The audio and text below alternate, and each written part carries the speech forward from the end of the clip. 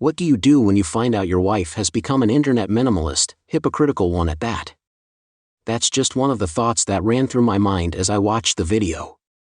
I just downloaded it from my home server. It was early in the morning and I was sitting in one of our data centers waiting for updates to complete on several servers. Let me explain a bit. My name is Adam Clark. I work as an IT specialist for a bank with branches all over the region. I've been married to Sophie for 5 years. We had a good, stable marriage. We'd even started talking about starting a family. But sadly, that's not going to happen until a few months ago. Sophie managed a pretty upscale hair salon downtown. What happened? Well, it was hit hard by the 2019 outbreak. It's now known as Sophie's Salon. Like a lot of other businesses, we had to close. Luckily, I still had my job because banks were considered essential, especially with all the stimulus money being lent to businesses to keep them afloat. Our bank had already implemented a remote work program using VPNs, which worked well for me because it meant I could do most of my work from home. However, there were times when I had to drive to one of our data centers or branches to fix it. The first 2 weeks were great. Sophie and I spent a lot of time together, a lot of it in bed. But the next 2 weeks were different. Things started to get a bit strained. I could tell Sophie was eager to get back to work. No one could blame her. A lot of people were eager to get back to making a decent living. But it seemed like something else was bothering her at first. I couldn't put my finger on it. She became short-tempered and snippy over little things. She got a bit temperamental and snippy over little things. She hated the fact that I sometimes had to leave to take care of problems that were normally handled by subcontractors. I couldn't help it though. The bank had decided to scale back on its use of subcontractors during the lockdown to keep costs down. That meant I sometimes had to drive up to 150 miles to do things like replace a battery in a branch UPS or perform manual updates of software on back-end machines. It was during that second 2-week period. During this period, I began to notice some changes in Sophie. For starters, there were several times I thought I caught a whiff of aftershave or cologne when I got home from one of my trips. I didn't use any of that stuff, so I naturally wondered where it was coming from. I thought that maybe it was coming from Sophie, but that would mean she had to be in contact with another man. My Sophie would never do that. Perhaps she had someone over to the house while I was gone. I wondered, but she never said that was the case. As time went on and the lockdown continued through the following month, Sophie's behavior got worse. She was screaming at me over little things while I was trying to do my work in my office. Then the regional health department issued a series of new rules and guidelines about social distancing, wearing masks and other things. Some of it didn't make a lot of sense to me, but I'm an IT person, not a medical professional, so I figured I would do my best to follow the rules so long as they made some kind of sense. Sophie, however, went off the deep end. Let me explain something about Sophie first. As long as I've known her, she's always been a bit of a perfectionist. I guess that's one of the reasons her salon always did so well. Everything had to be done just right. She expected her employees to follow the rules, and they did. When the new guidelines came out, she went over them with a fine-toothed comb, making sure we did everything the region said. If I had to leave for a job, she made sure I wore a mask. She gave me 2 pairs of latex gloves and a bottle of hand sanitizer to keep in the truck, which was really useful. I thought that was it, but she went on to measure the distance between us and the bed. When she realized there was no way we could keep 6 feet apart in our king-size bed, she announced that I would have to sleep in the guest room until the crisis was over. That also meant no sex. I asked her if she was out of her mind. We live in the same house and we've been having sex all this time, so surely if we were going to get the virus, we would have by now. It's only temporary. She said, besides, you know as well as I do that you can have this thing and not show any symptoms. Look, you're out there touching all kinds of things. There's no telling what you might be bringing home, but no sex. That's outrageous. It's affecting me as well. Sophie decided that we could no longer share the same bathroom or eat at the table together since that would put us closer than 6 feet apart. She wore heavy latex gloves as she split the dishes into 2 piles, one for me and one for her. We had to use only the dishes in our respective pile, and we were responsible for washing what we used. But wait, there's more. She decided that we needed to be responsible for washing our own clothes. Not only were we not sleeping together, but we also weren't eating together. I suspected she would have us cooking our own food. We had become little more than roommates living under the same roof. Then the mayor announced what some called a snitch line and a website where residents could support neighbors and others not following the strict guidelines. I understood and appreciated the mayor's desire to keep residents safe, but I personally thought this was probably a bit much. I expressed my concern too. Sophie had a different opinion. She said it was a great idea. She told me she'd seen people not following the social distancing rules many times. She said there was no telling what could happen. I told her I wasn't going down that road. She said, "Suit yourself." I asked her, "Are you going to snitch on our neighbors?" I considered some of them to be good friends. I didn't want to see any of them get into trouble for something like violating a 6. The social distancing guidelines are there for a reason. It's for everyone's benefit, including Sophie's. She was annoyed that people didn't seem to care about their own health and well-being. If someone else needs to do it, then so be it. "Sophie, we still have to live next to these people even after the lockdown is over. They're our friends and neighbors. Well, they'd better play by the rules." She said haughtily, "I don't want to see one of us get sick because they were careless. That's all I'm going to do. Just be careful. You do know we have sunshine laws in this region, right? If they find out you were the one who turned them in, it's going to affect both of us. I don't want to lose any friends over something like this. If they follow the rules, they have nothing to fear." I was pretty shocked. I shook my head and went to my office. That's when I realized my wife had become something of an internet meme. I'd read about this in a few articles I saw online. Some were from various bloggers, but I'd also read some posts about them at more than one mainstream outlet. People called them Karens, that's what the site I read called them. They were described as the police women of all human behavior. They were also described as having a sense of entitlement, selfishness, and a desire to complain. There were other articles that said similar things and still more that sounded like psychobabble to me, but as I thought about them, I could see elements of Sophie. What the writers were describing was that my Sophie was acting out of character. I watched her closely over the next few days. She spent a lot of time at the window looking around at what the neighbors were doing. She called the snitch line a couple of times when she saw some of the neighbor kids playing in a yard across the street. Nothing happened when she called the first time, but about an hour after her second call, a police car stopped and an officer spoke to the kids and one of the parents who lived at the house. After a few angry words were exchanged, the exasperated parent brought her children inside and the others left. I really hope the family who lived there never found out Sophie was the one who ratted them out. There were other signs that something was amiss in the Clark household. For instance, since the lockdown began, Sophie seemed to make an excuse almost every day to go to grocery company or another store. Normally, I wouldn't have noticed, except that grocery company was only a 10-minute drive from the house. It's only a short drive from the house, and Sophie is a very organized shopper. She doesn't waste time in stores. She makes a list for the week's groceries, goes in, gets what she needs, and then comes back. It's not like her to just buy 1 or 2 things at a time. That means an ordinary trip to the grocery store for her. Normally, her trips lasted no more than 45 minutes to an hour, but now she would be gone for as long as 3 hours and come home with just a single small item for dinner. I knew there were lines because the store was controlling their doors, but something about this just didn't add up. There were days that she would actually get dressed up just to go to grocery company. I couldn't understand why she had to dress up like she was going out. I asked her about it a couple of times, but she would only sigh and tell me. She just wanted to look nice. "Do you have a problem with me wanting to look nice in public?" she asked, with a hint of attitude. "Not at all," I replied. "I've just never known you to get all dressed up for grocery shopping, making things worse."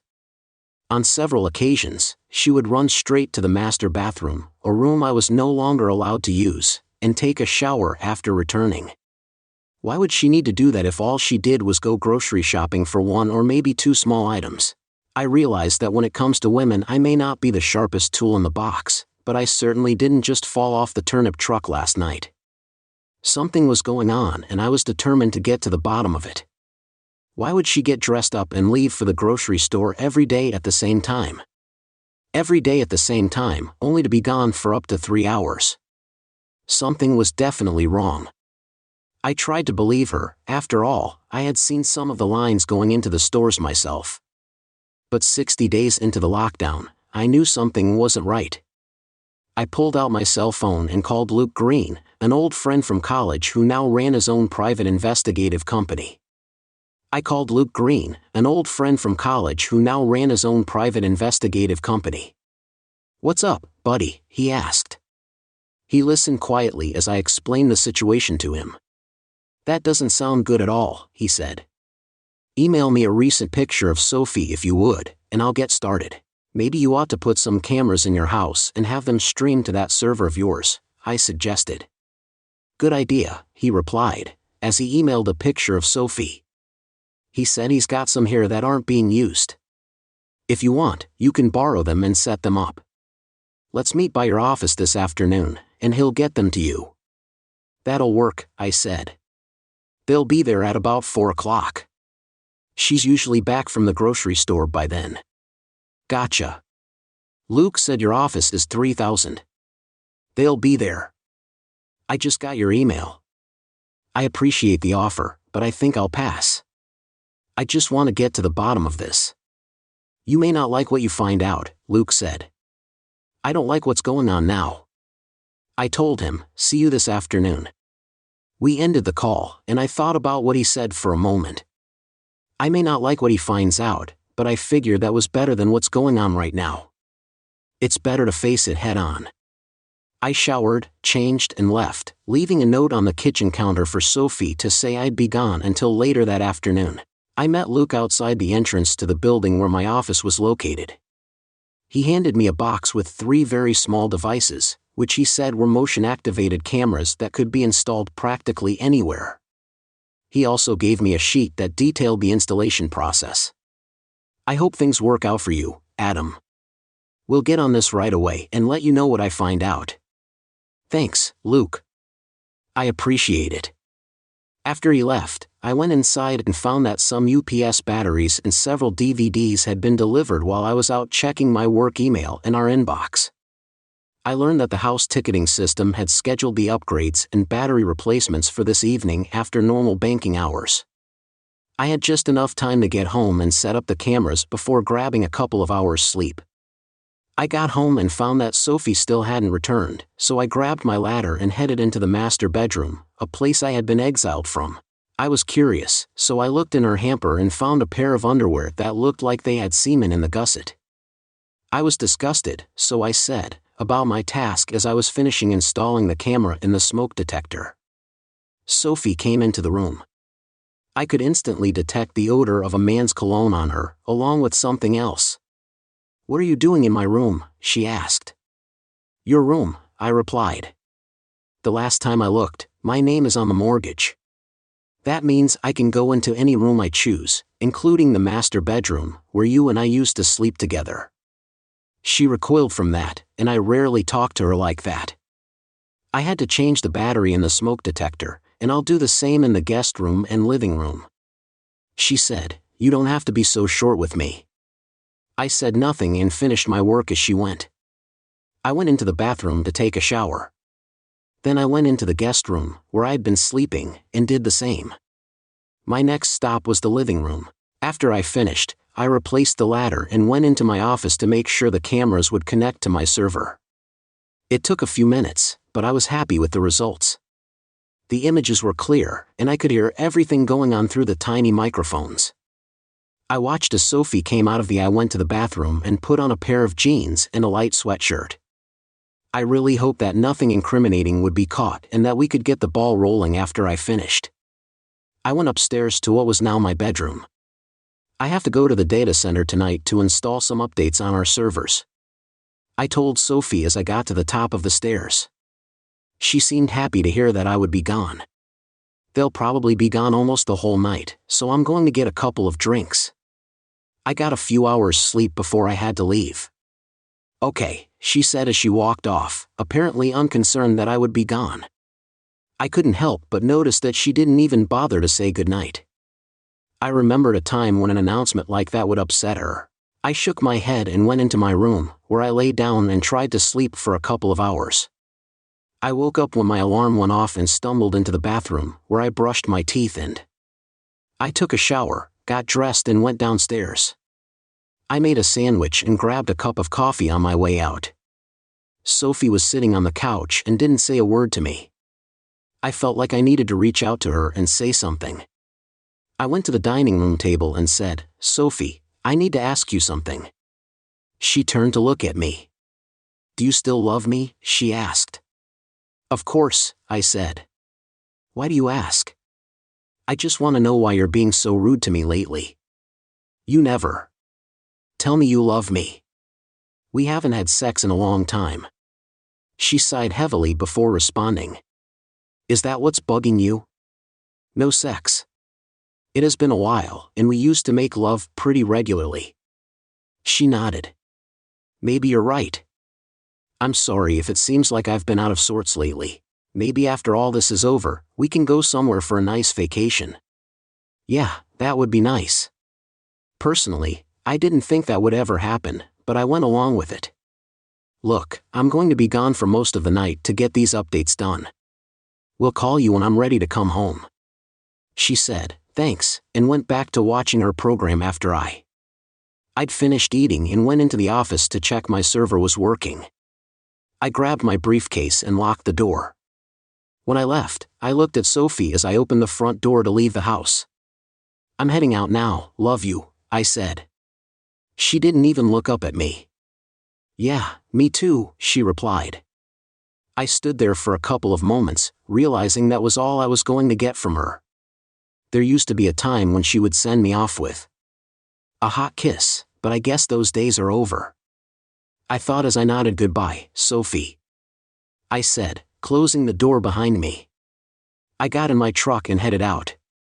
My heart was heavy. It took a little over an hour for me to reach the data center. I went in, placed the UPS batteries and started the upgrade script. I knew this would take several hours to complete, so I grabbed some coffee and sat down at the desk. I pulled out my personal laptop and connected to the network. I logged into my home server and found several videos from earlier. Nothing unusual, just short videos of me sleeping and Sophie going into the front room. I noticed she was texting several times, so I checked her phone. I hadn't had a chance to check it since she always kept it with her, so I had no idea who she was texting. One short video showed. I saw Sophie in the master bedroom. She was holding a wedding photo that normally sat on the dresser. The Tim stamp on the video meant she'd been there while I slept. She looked at the photo wistfully, then set it face down on the dresser before she left the room. There were a couple of other videos. One showed me getting ready for work. The other showed our discussion before I left. I couldn't help but notice that aside from her heavy sighing, she didn't show much emotion during that discussion, and she showed even less when I told her goodbye. It got very interesting after I closed the door, though. She looked at the door for a few moments, then got up to see if I had left. Once she was convinced I was gone for the evening, she pulled out her phone and made a call. Unfortunately, I could only hear one side of the call. She said, "Hey lover," smiling. "Yeah, gone. Probably all night. You ready to come? Over and play in my bed, of course, laughing and anywhere else you want." "You want me to do what?" "Okay, just for you. Hurry and get over here. I'm getting excited just thinking about you." "Yeah, okay, love you, stud muffin. See you soon." What the hell? I asked myself. It was now clear to me that Sophie no longer loved me and had fallen in love with someone else as I watched. Sophie went upstairs to the master bedroom. She picked up our wedding photo. She looked at the picture and giggled, asking if I wished I were there to watch her. The next video showed her back in the front room, standing naked as she looked out the window.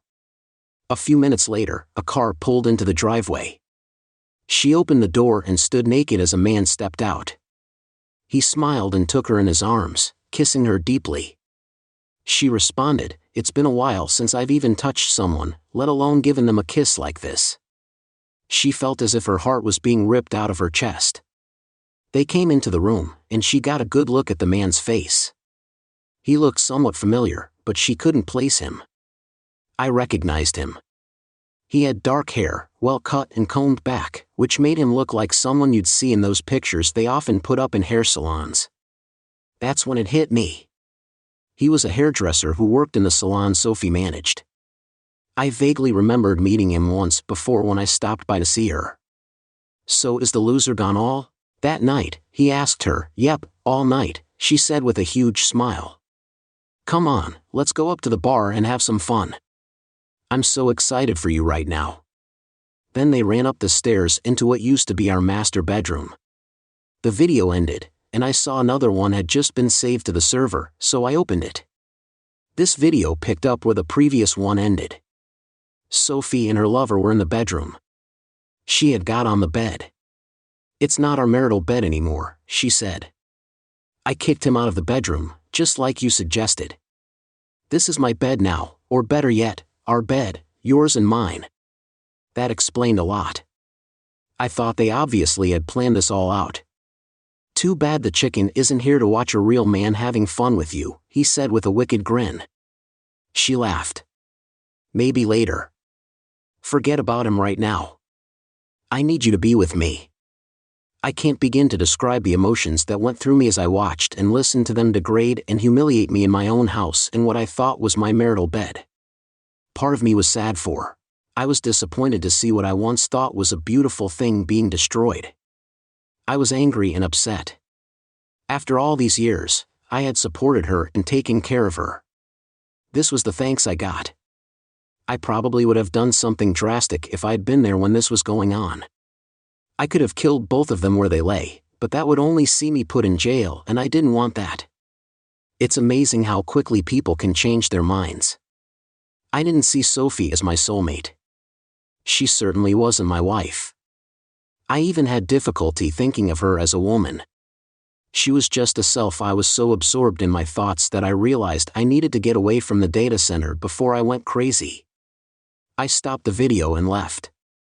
I drove to a convenience store and bought a couple of packs of cigarettes and a 6-pack of Coke. I would have bought some beer, but I still had a job to finish and I would need to be able to drive back to the house. It had been years since I smoked, but I felt I needed one before I completely lost it. I sat in the truck and smoked a cigarette before heading back into the data center, thinking about what I needed to do to get divorced. It was a crazy idea, but it wouldn't be enough. I had to get revenge on Sophie and her lover for what they were putting me through, but what could I do that wouldn't get me arrested? I went back in and checked on the updates, then sat back down to finish watching the video. I've read stories where guys talk about getting excited at seeing their sexy wives with other men, but that didn't happen to me. Thank goodness. Sophie was a sexy woman, but what I felt watching them wasn't excitement, it was pure hatred. What was worse than watching the two of them in the master bedroom that used to be just for Sophie and me was listening to what they were saying. "You want me to get you pregnant?" he asked. "Yes, baby, get me pregnant," she said. "What about your loser husband?" he asked. "What about him?" she asked, derisively. "They'll make him think it's his, and he'll have to raise it. I like that idea," the man said, removing her rings. He put them in her palm. "You're wicked," he told her. "That's why you love me, isn't it?" she asked. I was angry, frustrated, and wanted to throw my laptop against the wall. I couldn't believe the woman I had promised to love forever was doing this to me. I swore I would get revenge on them both. As I watched the video, I saw the two of them cuddled up in what used to be my bed. "Sophie," he said, "why don't you just divorce the loser and come live with me?" "Oh, come on," she said. "You think I'll give this up to live in that little trailer you call a home? Look, I love you and I love our time together, but I can't afford to divorce him right now. I need the money, so I thought that's all I am to her now, meal ticket. Well, to hell with that noise, I said, stopping the video and going online to check our account. I did all the usual stuff, opened a new account in my name only and put half of all our money into it, then paid it off. I also canceled our joint credit cards. I went into our online HR page and removed her name from my retirement account.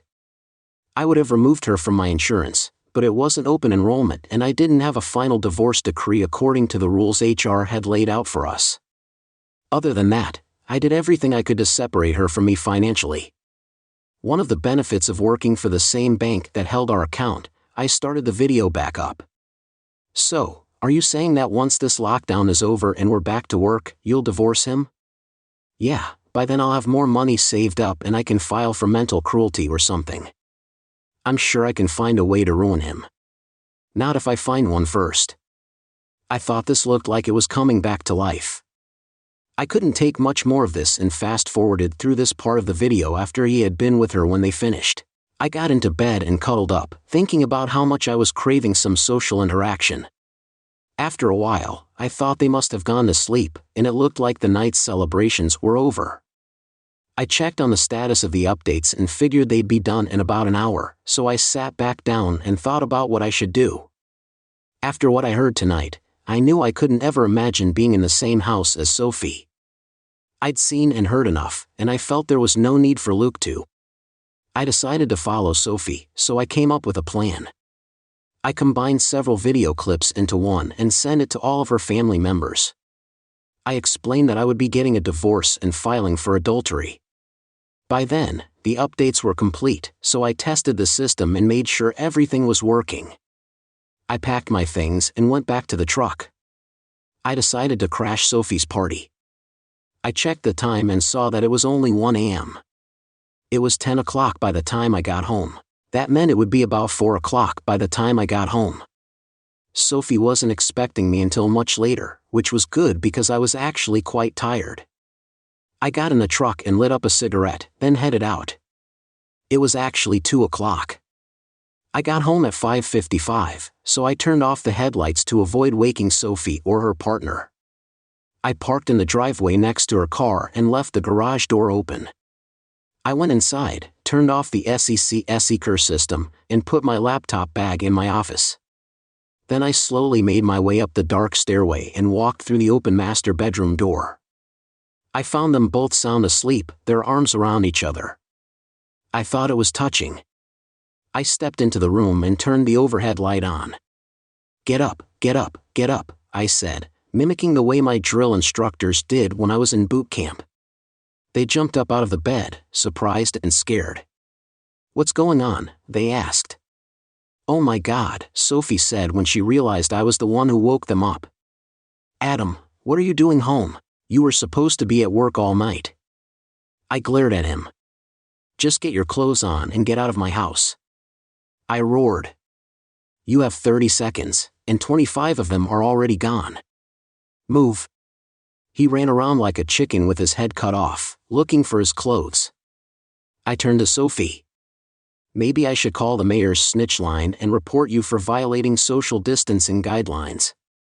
I told her, "Pack your stuff and get out of my house, Adam," she pleaded. "Please, it's not what it looks like." I laughed in her face. "Oh, please, spare me your excuses." I said, "You love him, go live with him." But she stammered, "No, buts." I said, "Get out now. I'm no longer your meal ticket. You want to have children, fine. You go, stay with him in his trailer. I'm seeing a lawyer about a divorce as soon as I can. As I can now leave, I'm not going to repeat myself. You know about what happened tonight, so I'm going to come right out and say it. I saw and heard everything you two said and did. I said, right now, you make me want to puke." She started crying as the realization of what I said hit her. "Stop crying," I said. "Pack your things and get out. Whatever you leave behind is either getting burned or thrown away." "You can't mean that." She cried. "Oh yes, I do. I told her I loved her exclusively and she repaid me with lies and cheating on me with that sack of crap. Right now, I hate your guts with every fiber of my being. I never want to see your face again as long as I live. Is that clear enough for you? She got out of bed and she started packing, while her lover was still trying to get his clothes on. I decided to ask him for help. I told him what to do. Are you stupid and deaf? You can help her pack. They'll bring up some garbage bags, and you can start throwing her stuff in them. You're part of the show, so you can do your part. I went downstairs and came back with a handful of large plastic trash bags. I threw them on the bed and said, "Now get to it. You have 5 minutes. After that, everything else is getting tossed or burned." A few minutes later, Sophie and her lover carried out several bags of her belongings and placed them in their respective vehicles. I found Sophie's purse and pulled out. I took her house key and the garage door opener from her car. I removed my wedding ring and gave it to Sophie. She looked at me with tears in her eyes and asked, "Don't you want this?" I shook my head no and told her, "Not anymore. Now go. I'll have you serve at his trailer, so I'll need the address. Give it to my attorney." She wrote an address down on a piece of paper and gave it to me. "I'm sorry," she said. "Yeah, I told her you are, and I'm sorry I ever laid eyes on you." She was crying. It's 9 a.m. When I woke up, I realized I had a lot to get done, so I called my boss and asked for the week off. I told him what was going on. "No problem, Adam. You've got a ton of comp time coming to you anyway. Take what you need. Thanks for getting those updates finished last night." "You're welcome." I then called Luke to let him know there was no need for him to follow Sophie. I told him what had happened earlier that morning. "I'm sorry to hear that, Adam, but I'm glad you found out when you did. Let me know if there's anything I can do for you." "Thanks, I will. Get your equipment back to you and we can sort out the payment details later." I ended the call and had another sip of coffee. I started looking for a family law attorney and found one who worked from home. I called and he agreed to meet with me via some kind of teleconferencing system his firm had set up after I got the email with the details. I signed in. We were soon chatting face to face between our living rooms. I explained what had happened and what I wanted, and he told me about the divorce laws in our region. It turned out that we lived in a no-fault region, so I couldn't file under adultery. However, her adultery could and probably would be used to stop her getting any alimony or support. The downside was that I'd probably have to sell the house and give her half the proceeds. That was fine with me, since I really didn't want to stay in the place anymore. He said he'd get started on the paperwork and have her served in a couple of days. I gave him all the relevant info, like her address and place of business. He said someone from our office will contact you for my retainer. I thanked him and we ended the call. I turned off the cameras and started gathering up what Sophie had left behind, putting it into. I split her stuff into 3 piles, one for the burn pit, another to toss out, and a third for Goodwill. It was almost noon when my phone rang. I saw that it was her sister, Olivia. She was a couple of years younger than Sophie and also out of work since the restaurant she worked for closed down. "This is about you throwing Sophie out in the middle of the night?" she asked. I could tell she was quite angry. "Did she tell you why I threw her out?" I asked. She said it was just a little misunderstanding. "Check your email." I told her that once she sees what I sent, she'll know why. "Bye, Olivia." I ended the call before she had a chance to respond. I got another call a few minutes later from her parents. I've always liked her parents and we get along quite nicely. "Adam, I got a strange call from Sophie. Her father, Bill, said she told him I threw her out of the house at 3 a.m. Is that true?" "Yes, Bill. It is." "Why in the world would you do something like that?" he asked. "Did you check your email?" I asked. "No, I didn't. He told me to check my email and I'd know why. Talk to you later. Bill. Give my best to Linda." Linda was Sophie's mother and I loved her like my own mother. I kept working and the piles were growing as I went through Sophie's things. About an hour later, I got another call. It was Olivia. I answered. Adam, I just watched that video and I'm really sorry. She made it sound like you were being unreasonable and threw her out for no good reason. Do you know who that is? She's with Brian, she said. He worked at Sophie's hair salon before it closed. She told me they'd been together for a while, even before the lockdown. Great, I said. Listen, if you want to pick up some of her things, you'd better hurry. I'm sorting through what she has here. A lot of it's going to Goodwill, the rest is getting thrown out or getting burned. She asked, shocked. Yeah, like her wedding dress, all of our photos, that kind of thing. You're going to burn her wedding dress? She asked, really? Absolutely, please don't burn anything or throw anything away until I get there. She begged. Like I said, you'd better hurry. I told her I'd be right over. She said. I stopped and went out back for a cigarette and a cup of coffee. About the time I sat down and lit up, my phone rang again. Damn, won't these people just leave me alone? I asked myself.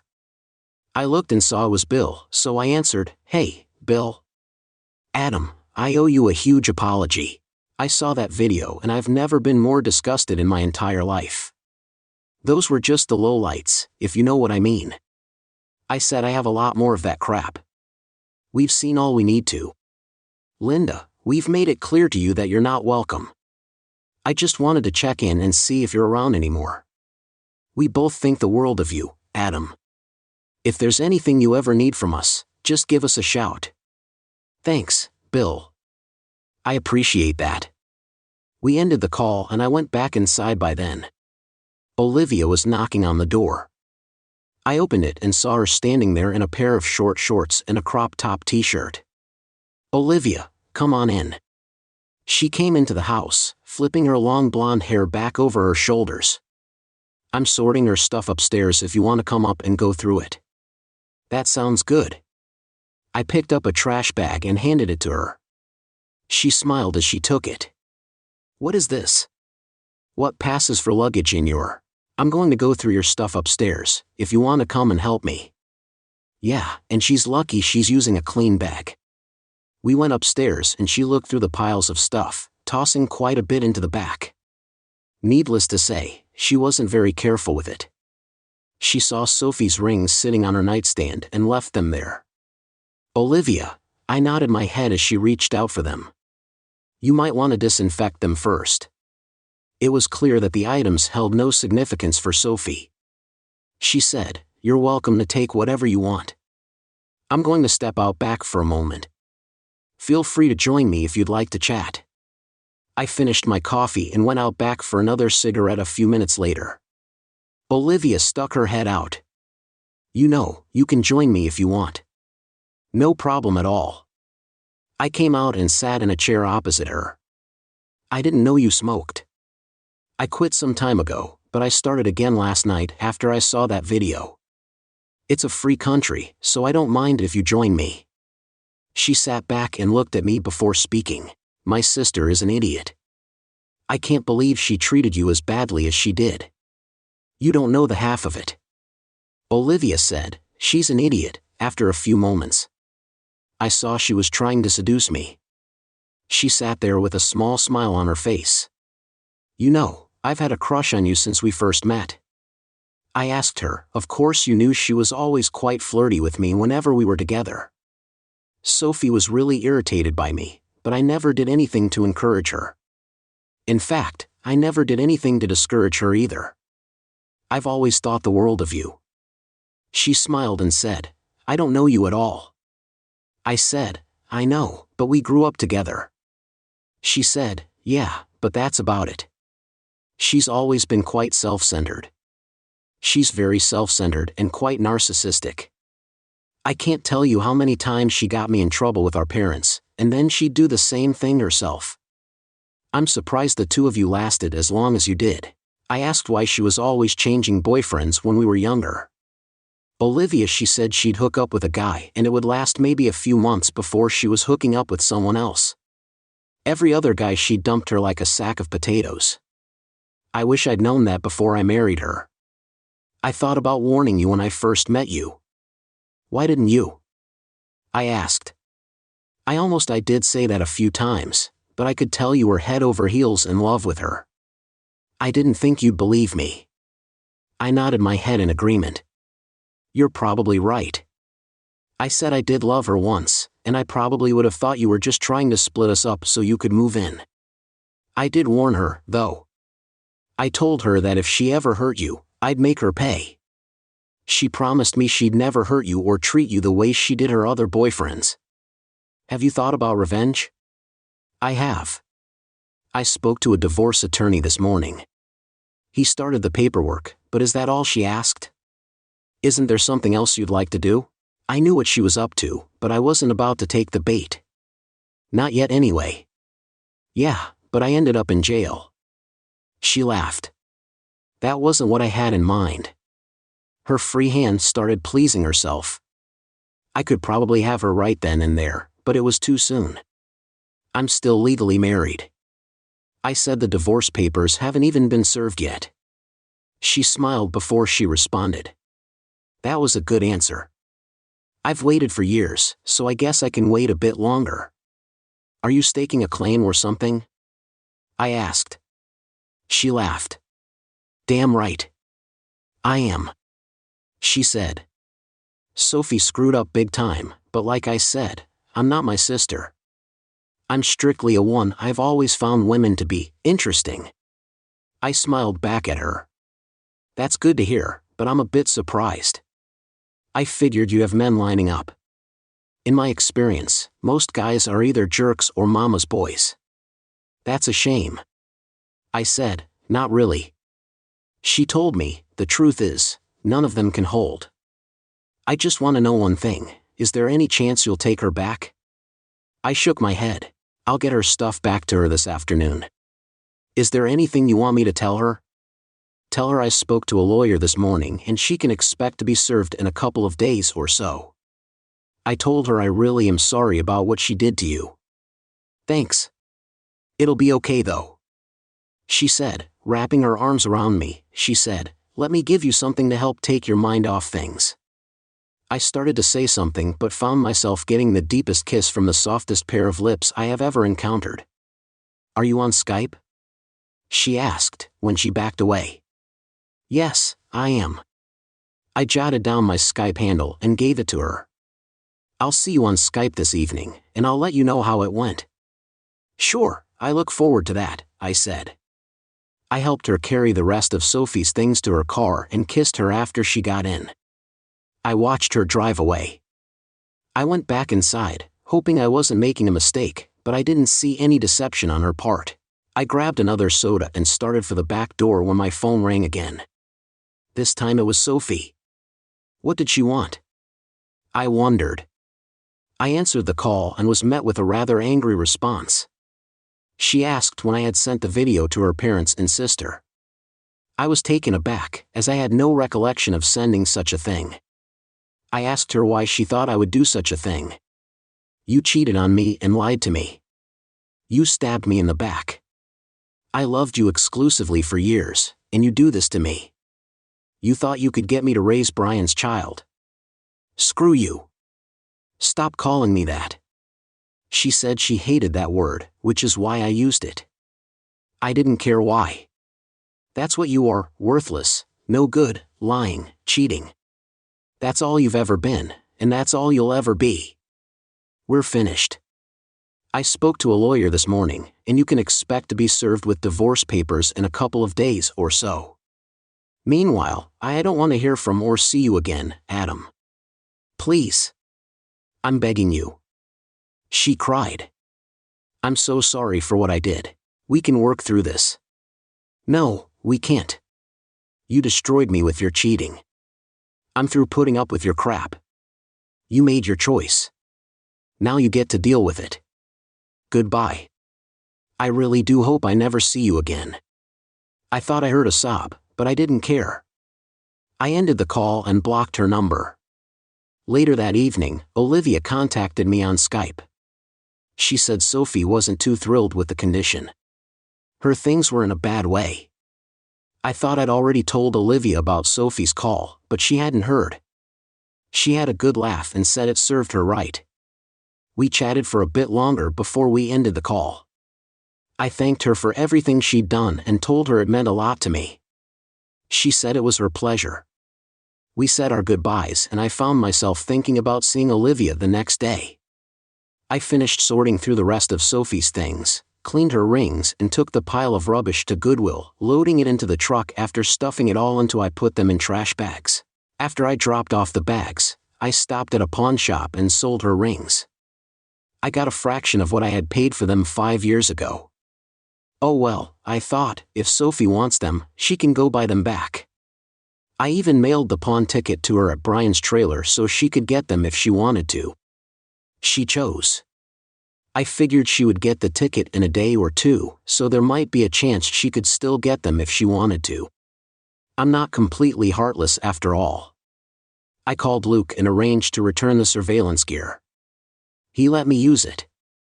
When I got back home, I tore the bed down and put it in the front yard, along with the dresser and the nightstands.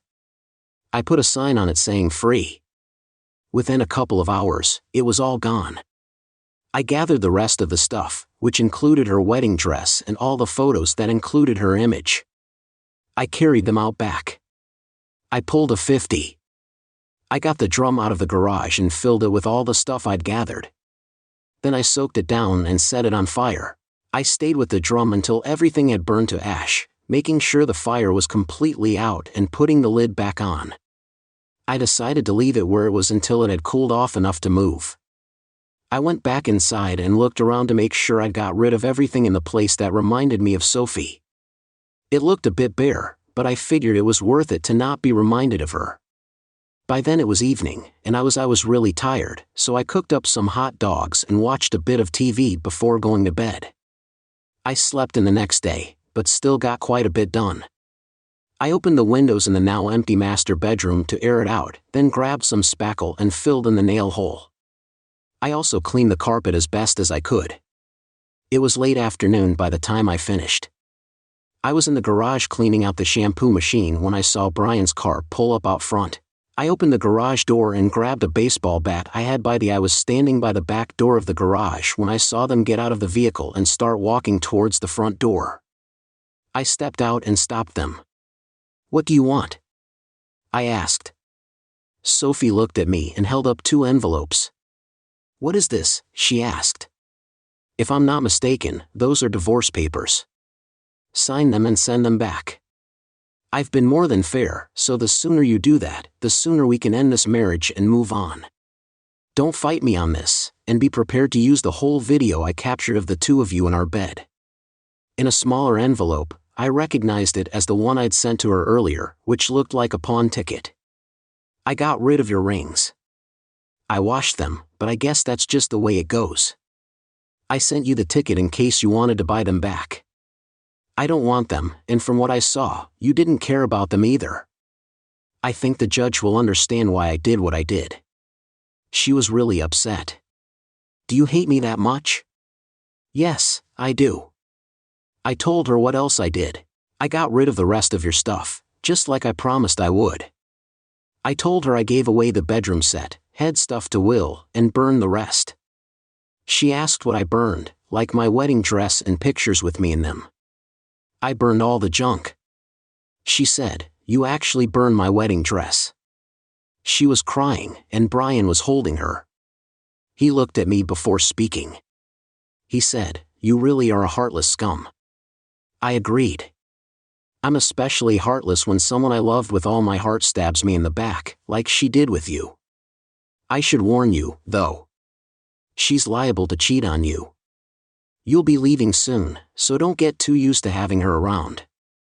Now, get off my property and out of my neighborhood." He turned her around and guided her back to his car. She turned to look at me before she got inside and started to say something, but I cut her off. I said, "You two look to be a lot closer than 6 feet and neither one of you is wearing a mask. Maybe I'd better call the mayor's hotline and report the two of you. I pulled out my phone and acted as though I was actually going to call. She sobbed as she got in the car and closed the door. Brian, he got in and took off, squealing his tires.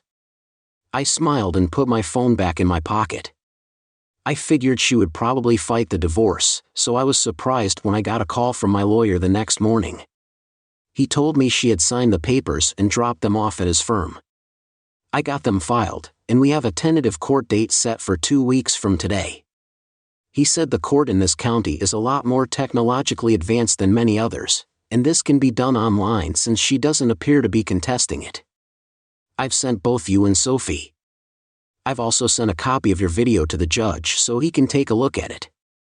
I think things will work out well for you. Thanks, I said before ending the call. I got a call from Olivia. How's it going? I heard that Sophie got served. She said, yeah, she did. The lawyer called and said she signed the papers and returned them. We have an online hearing set for 2 weeks from today. Good. Sophie also told me what you did with her rings and wedding dress. Yeah, not exactly two of my finer moments, but I felt I had to do it. I can understand that. She said, I actually don't blame you. I would probably have done something similar. So are you up for having some company for dinner tonight? I said I was. I told her what you have in mind. Well, I thought, I'll make you some of my world-famous lasagna and garlic toast. She said, think you can muster up some wine lasagna? I said, yeah, I can do that. I think I can rustle up some wine. Great, we'll be there at 7:00 if that suits you. I look forward to it. We talked for a while, then I ended the call. I went out to get a bottle of wine, stopped to buy some flowers, then came back and had a shower. I shaved and dressed, putting on a clean pair of jeans and a polo shirt. I saw that I had a little bit of time before Olivia arrived, so I pulled out the good dinnerware, set the table and placed some. I put candles in the center. I felt a bit like a high school boy wanting to impress his first date. I had just lit the candles when the doorbell rang. I opened the door and invited Olivia in, taking the hot lasagna from her and setting it down on a heat rack I already placed on the table. She put the garlic bread on a large plate I had set out for it as she did. I took in her dress. She looked absolutely stunning in her short black dress as she dished out the lasagna. I poured us each a glass of wine. She offered me a glass of wine and then held out her chair. She smiled sweetly and sat down, giving me a good look. You look every bit as delicious as this lasagna does, I told her. Well, thank you, she said. You look pretty fetching yourself in that polo shirt, by the way.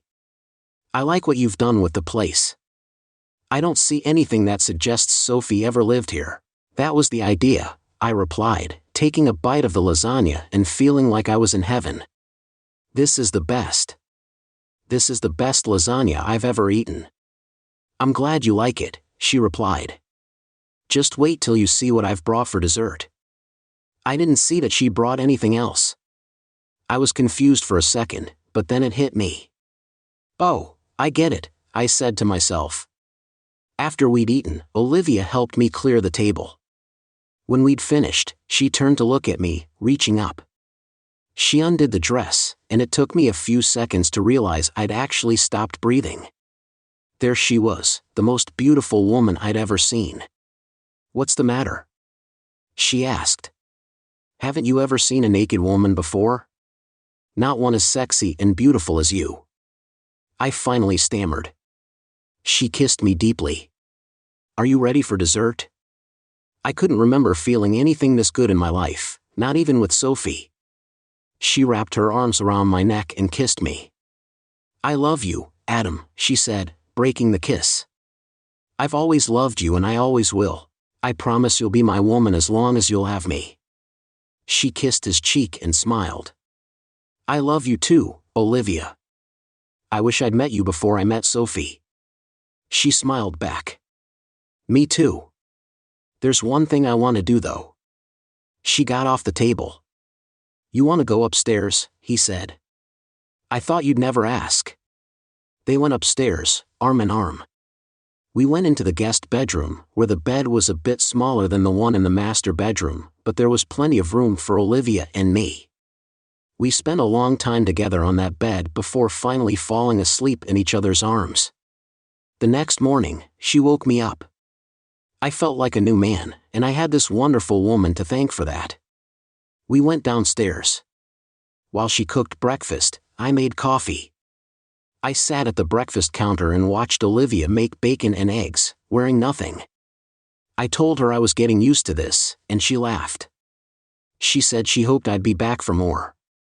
I asked her if she really meant it, and she said she did. I told her I'd been dreaming of being with her for a long time. She pulled out 2 plates and filled them both with bacon and eggs. We sat at the counter as we ate our breakfast. "So, what's on your agenda for the day?" she asked. "I have a few things to wrap up here," she said. "I'm going to start getting the place ready to sell. I have a feeling the court will order it sold anyway, so I might as well get a head start on it." I saw the master bedroom looks. It's strange seeing it empty like that. Are you planning to replace the master bedroom set eventually? I'd like to know what's going to happen with the place first. What's on your plate? If you get the place ready for the market sooner, we can be together and get to know each other better. What do you think? I thought about it for a moment before answering. I like that idea, but we just have to be careful. The last thing I want is Sophie filing against me. You're right, she said, but somehow I don't think that's going to be too much of a problem. I know my sister and I think you've accepted that things are over with Sophie, but I'll be careful. If anyone asks, they'll say I'm helping you through a difficult situation. They'll stay at my studio apartment 1 or 2 nights a week, but the rest of the time they'll be here with you. I thought about it for a moment before answering. Consider it a deal. She gave me a kiss and said, "I want you to know I meant what I said last night." What's that? That I love you. I've always loved you and I'll always be here for you, no matter what. They'll never treat you the way Sophie did, and I love you too, Olivia. I'm really grateful to you. She kissed me one more time before standing up. I think I'd better get dressed and head out. They'll be back this afternoon. Okay, sure, that works. Oh, wait a second. I added, grabbing my jeans off the floor where they had been left last night. I pulled out my key ring and handed her Sophie's old house key. I'll leave it with you just in case I'm not here when you get back. We'll give you a call. She also gave me her old garage door opener, and I'll have to give you the security code for the alarm once we've got everything sorted. Olivia went upstairs, put her dress on, and left. The next 2 weeks were great. Olivia spent most nights with me and was really helpful, especially after I went back to work. We got a lot done around the place and even painted most of the interior walls. She knew that my job sometimes meant I had to work late or be away from home, and she was fine with it. When she went back to her apartment, we would stay in touch on Skype until she had to go to bed. The most important thing for me was building trust, and Olivia seemed to understand that if I had to work, I would make sure to let her know. It was just something she did, letting me know either with a call or a text. She would do the same if she had to go to the store or head to her apartment. By the end of the 2 weeks, it seemed like old hat to us both. It would be an understatement to say that she went a long way to healing my heart. Over those 2 weeks, she almost seemed like a pre-honeymoon. We learned a lot about each other. It turned out we had a lot in common, even when it came to our taste in music. The date for our online hearing eventually rolled around. I was surprised that Sophie hadn't tried to contact me during the previous 2 weeks, but I really didn't mind that she hadn't tried to call me. Olivia came by and sat off to the side so she could listen in. I dressed for the online meeting and listened as my lawyer explained the situation. What would happen, he said, since Sophie wasn't contesting anything? The hearing should be over in about 15 minutes. The judge had allowed for a full hour, he added. Between us, I think he likes to take a break between these things. My lawyer said that, soon, everyone was online: the judge, the BAITH, the court reporter, myself and my attorney. Sophie, however, was not. The judge asked Mr. Harris if he had any idea why Mrs. Clark wasn't online. "No, Your Honor," Mr. Harris replied. "My lawyer sent her an email with instructions a couple of days ago, but I haven't heard from her." The judge then asked Mr. Clark if he'd heard from his wife. "No, sir," Mr. Clark said. "Right," the judge said. "BFF, I want you to contact the sheriff's office and get them out to Mrs. Clark's address immediately. If there's no good reason for her to not be online, have her taken into custody." "Yes, sir." We sat around waiting for something to happen. Finally, after about 45 minutes, the baith returned. I just heard from the deputies who were dispatched to Mrs. Clark's residence. They said that both Mrs. Clark and her companion were found deceased. The examiner has been called to the location. The judge said, "Thank you, Mr. Clark. It seems like your petition for divorce is no longer necessary now that your wife has passed away. I'll wait for the official word from the medical examiner before officially closing the case. In the meantime, please accept my condolences. The court also offers its condolences for your loss." "Thank you, Your Honor." I felt strange, but I wasn't sure what else to say. We signed off, and I turned to look at Olivia. She looked back at me with an expression of shock and sadness. "Oh my God," she said quietly. "Adam, I'm so sorry. I can't believe she's actually gone." "Yeah, me too." I was in shock, trying to process the news. "What do you think happened?" "I have no idea. Maybe they killed each other? I don't know. We'll have to wait for the official word. I just don't know what to think right now." "I understand. What will you do now?" "I guess I'll have to. I think we should wait and see what happens, but I guess I'm now a widower." "Yeah, I guess you are. I'll have to let my attorney know what's going on." He said that, of course, but I'm guessing you'll be in touch with her family. "I guess so." He also said that they'll let me know what's going on. "Please keep me in the loop. I'll be in touch with the court about closing this." I told him that after ending the call, I went to Olivia's place and we hugged.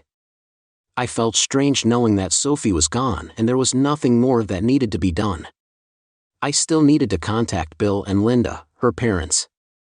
I dreaded that call, but I knew I had to make it. I called and explained what happened. Oh my! I told Linda what had happened. She was in tears. I said all I knew was that the deputies had found Brian and Linda dead. "When can we see her?" Bill asked. "When will we know more?" "We'll have to wait for the medical examiner to finish their work. I'll let you know as soon as I hear something." "Thank you, Adam." Bill said, "Please keep us in the loop." Before ending the call, I told Olivia about the conversation. We discussed it and she suggested that she would come with me to the funeral home when the time came. I said I'd appreciate her support. The next day, I got a call from the medical examiner telling me that I was surprised when he told me that both Sophie and Brian had died from the virus. They both had developed massive pneumonia and succumbed to the disease. I said, "Are you planning to have a funeral service for her?"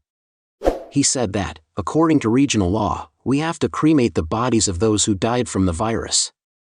He also told me that they'll be sending me the death certificate along with her ashes. Once we're finished with that, it'll probably be in the next week or so. "Thanks," I said. I called Bill and let him know what I'd been told. "Thank you for letting me know, Adam," he said. "I know this hasn't been easy for you." "No, it hasn't. But I'll let you know when the death certificate arrives, and we'll take it from there in the meantime.